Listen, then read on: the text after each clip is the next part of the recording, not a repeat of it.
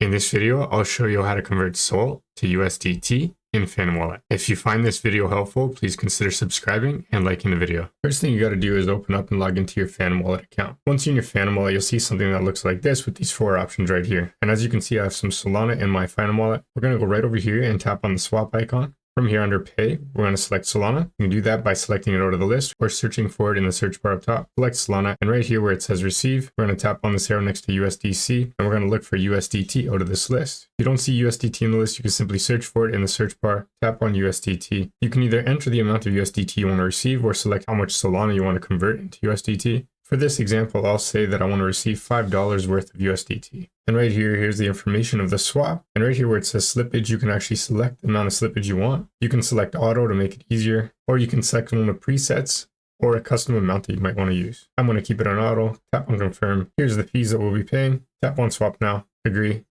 And that's how to convert SOL to USDT in Fan Wallet. If you found this video helpful, please consider subscribing and liking the video.